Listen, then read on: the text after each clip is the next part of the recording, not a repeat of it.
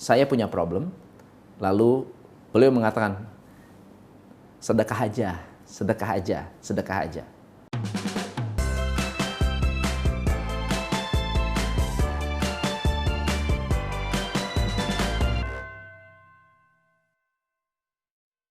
Hai, saya Tom MC Ifle, founder Top Coach Indonesia. Hari ini kita akan membahas mengenai hubungan antara bisnis dengan sedekah. By the way, ini bukan channel agama, jadi saya ingin selogik mungkin, senetral mungkin. Ilmu ini saya dapat dari mentor saya. Pada saat saya hampir berhenti, saya hampir melakukan apa yang disebut menyerah. Saya mengenal seseorang di Bogor yang hari ini sudah tidak ada, yang selalu mengingatkan saya untuk berbagi, yang selalu mengingatkan saya pentingnya sedekah. Beliau adalah salah satu pengusaha yang sukses. Beliau adalah orang yang dipercaya oleh almarhum Bung Karno, yang juga memiliki kekayaan yang cukup luar biasa. Keluarganya adalah keluarga yang kaya. Tapi ketika saya bertemu dengan beliau, beliau selalu mengingatkan tentang sedekah. Jadi waktu itu saya punya problem, lalu beliau mengatakan, sedekah aja, sedekah aja, sedekah aja. Tahun 93 saya bekerja di airport. Lalu kemudian pernah suatu hari ini malam-malam.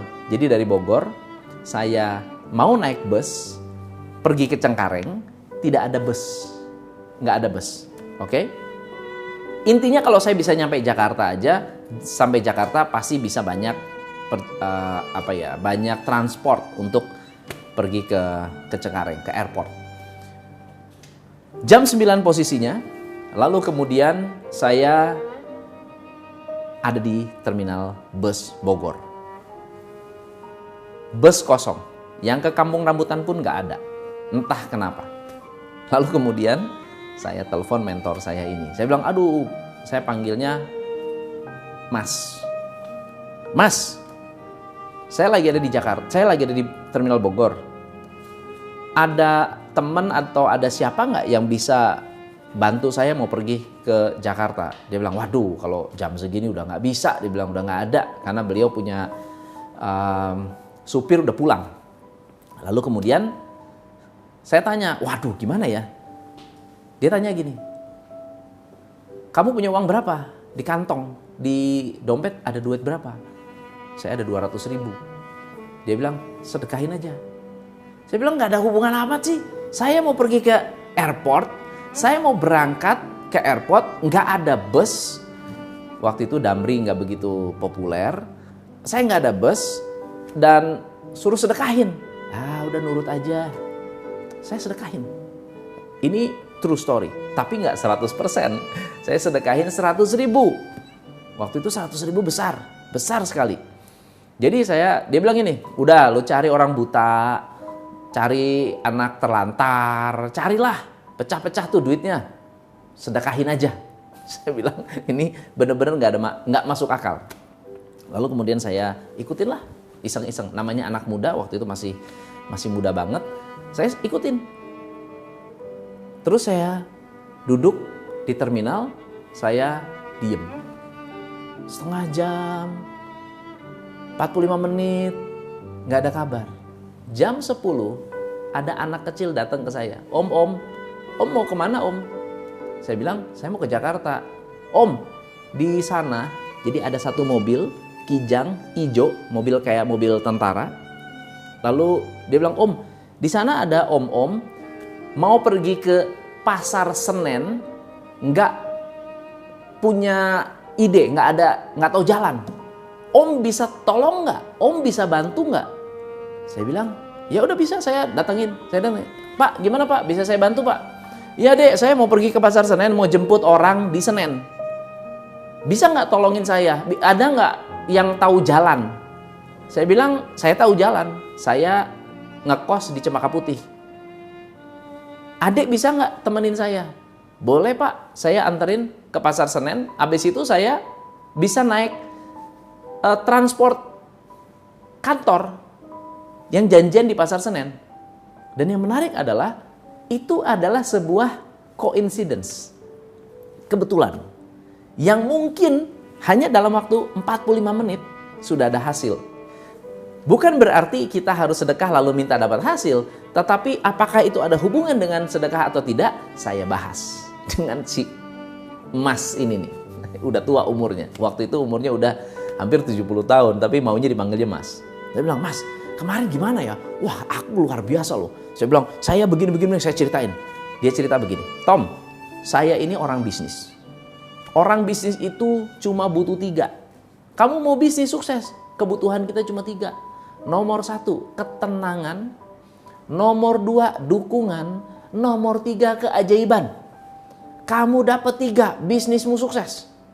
Saya bilang, masuk akal sih. Ketenangan maksudnya apa? Ketenangan pikiran, ketenangan hati, ketenangan waktu tidur. Pokoknya tenang lah. Tidur tenang, itu udah luar biasa. Ya, kita bekerja dengan tenang, luar biasa. Berpikir dengan tenang, itu luar biasa. Nah, yang kedua adalah dukungan. Kalau kamu didukung karyawan, kalau kamu didukung pemerintah, kalau kamu didukung sama supplier, kalau kamu didukung sama customer, kamu udah tenang hidupnya. Tapi yang ketiga, kita butuh keajaiban. Keajaiban itu apa? Kemudahan. Ya, sesuatu yang di luar sana susah, kita gampang. Itu kemudahan, itu keajaiban. Saya bilang, ya 3 hal itu memang benar penting. Tapi apa hubungannya sama sedekah? Saya bilang gitu. Kenapa saya harus sedekah waktu itu? Saya benar-benar penasaran karena masih benar-benar blank. Dia bilang begini, ada 10 keuntungan kalau kamu sedekah. Keuntungan yang pertama, kamu waktu sedekah perasaanmu gimana? Tenang. Itu adalah ketenangan batin. Jadi semakin banyak sedekah, batinmu tenang. Itu yang pertama. Yang kedua, kamu belajar untuk melepaskan diri dari kemelekatan. Apa itu kemelekatan? Kamu memegang sesuatu terlalu kuat, kamu tidak bisa istilahnya lepas dari masa lalu. Melekat. Ya, kamu punya karyawan, keluar karena kamu masih melekat, masih diomongin. Kamu ada istri bikin kesalahan, kalau kamu melekat dengan kesalahan itu, kamu masih omongin, ungkit-ungkit, sering mengungkit-ungkit, itu namanya melekat. Tapi soal uang, melekat itu begini, kamu bayangin pegang uang, ya, kamu pegang, ayo pegang, Anda juga sama, duitnya pegang semua, oke? Nah sekarang ada uang baru mau masuk, bisa nggak terima uang baru? Kalau Anda memegang uang yang ada secara ketat, nggak bisa. Dia bilang apa? Kamu harus buka tangan. Kamu harus melepaskan sebagian supaya dapat yang baru. Itu filosofi penting. Dia bilang gitu. Oke? Nah, yang ketiga adalah kalau kamu banyak memberikan sedekah, pada saat kamu sedekah, melahirkan energi positif.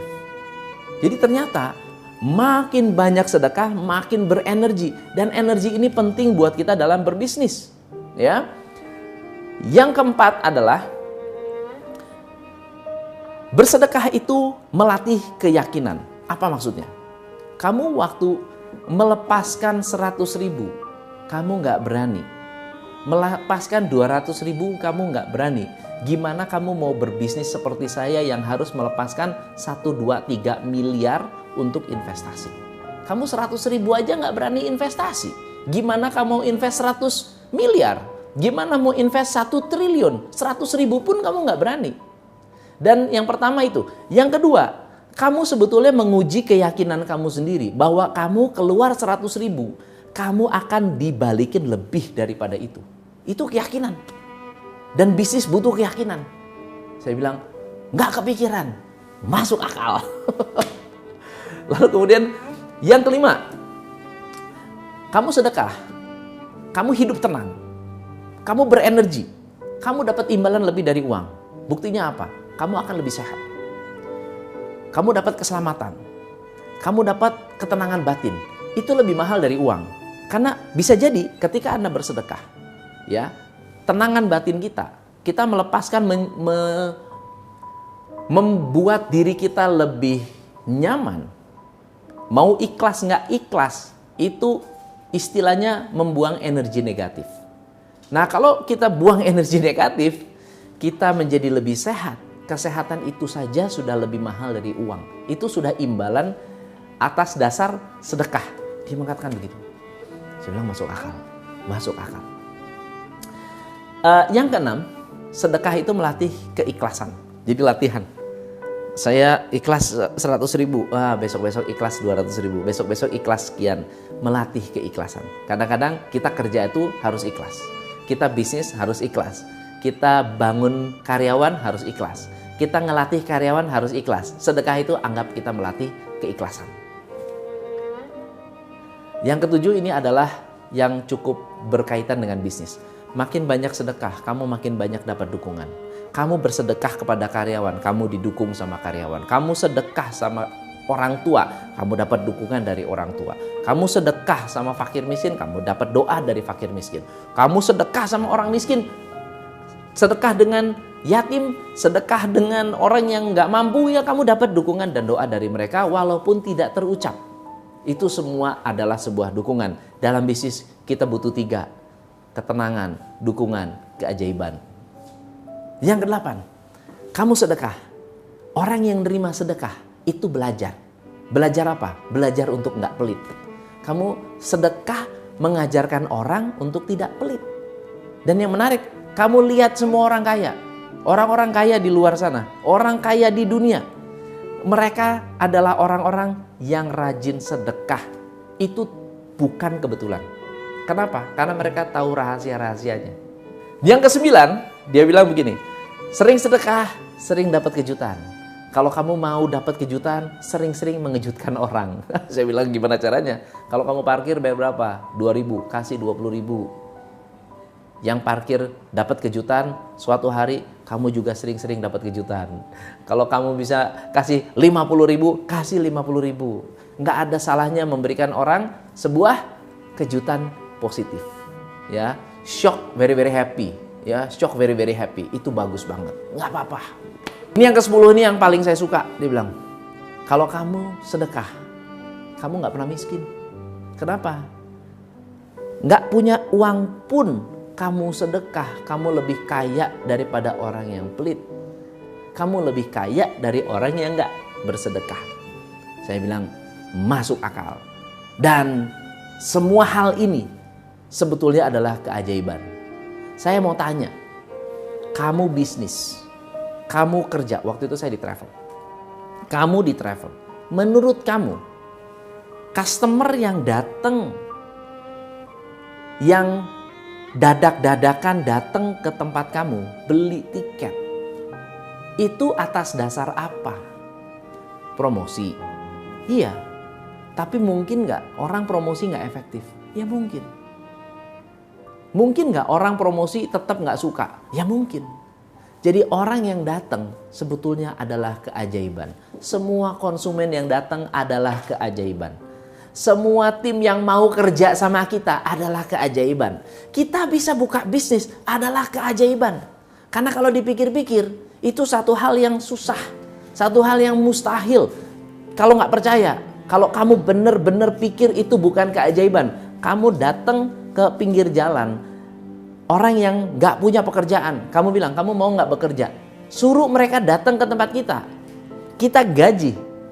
Belum lama bisa resign, bisa keluar. Kenapa? Karena memang bukan jodohnya. Jadi jodoh adalah satu keajaiban. Dan saya bilang, hal-hal yang saya pelajari dari beliau, filosofi-filosofi yang saya pelajari dari beliau adalah filosofi yang menurut saya sangat powerful. Dan mungkin senang sekali kalau saya bisa berbagi dengan Anda di luar sana. Dan kalau Anda suka, Anda boleh share, like, subscribe. Jangan lupa sharing di grup-grup teman-teman Anda, grup alumni, grup mungkin grup teman-teman lama, grup sekolah, dan seterusnya. Supaya banyak orang bisa belajar dari ilmu-ilmu yang basic seperti ini. Kalau Anda suka, komen. Kalau Anda punya pengalaman dengan sedekah, please share di komen. Dan siapa tahu kita punya pengalaman yang sama. Saya Tom MC Ifle, salam pencerahan.